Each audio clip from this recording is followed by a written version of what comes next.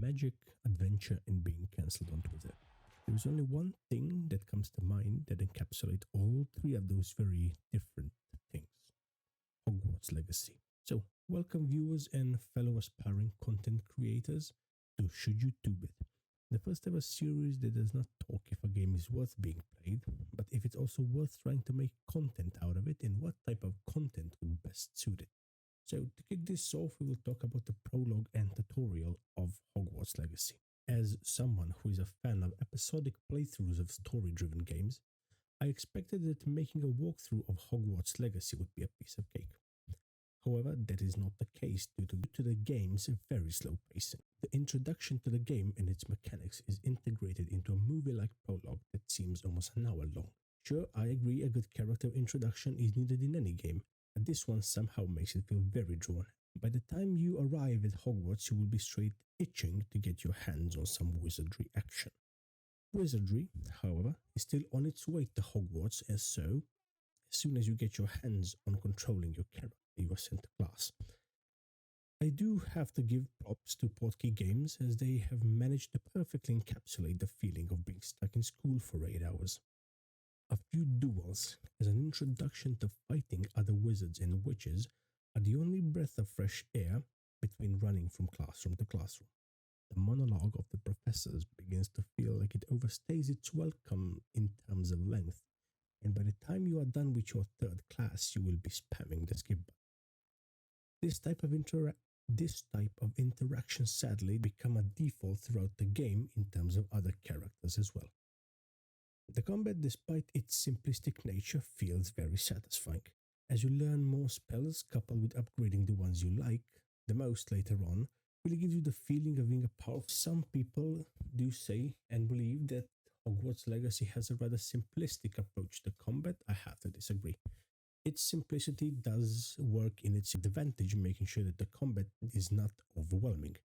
You do have a variety of abilities such as slamming your enemies, tossing them around, casting fire and other spells, as well as using their own weapons against them. The spells are unlocked by doing extracurricular activities, which also suffer from the previously mentioned pacing issues. Aside from having challenge-like requirements you need to fulfill, you will always get locked into a professor monologue cutscene for every class. Some might have the patience for that, others might focus on getting the most necessary spells they need or the ones they like the most, and then just continuing the game on as is. You need not worry about leaving some of the spells unlocked, as you will unlock most of them by the end of the game anyways.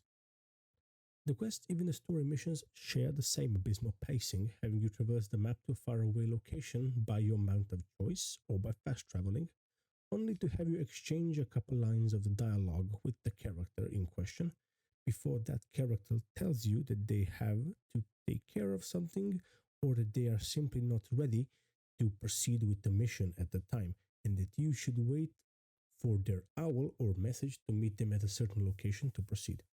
This, in my opinion, is an issue because it leaves you with a lot of free time, but not in a good way, in between the mission. You will travel far, usually breaking the immersion of the game if you're using the fast travel option, only to have a couple lines, maybe something regarding the character's history or the plans of the villains, exchanging a couple words with the character before they tell you that they are not prepared and they will have to leave. And then you are kind of just left standing there, not really sure what else to do. You have a lot of side quests, but they are not really that entertaining in my opinion, and most of them do sum down to you either killing random animals or just going there, doing puzzles and picking up stuff for random characters. And basically you're just doing busy work until you receive the message to continue with the story. So this is basically the entirety of the game summarized, in my opinion. And with all that said and done, and all of the issues in mind, how do you actually make content?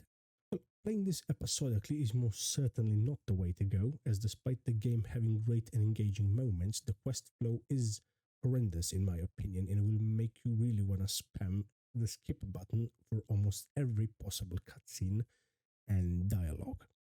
So focusing on making short, entertaining videos, shorts, funny moments, perhaps puzzle solutions, seems like the way to go.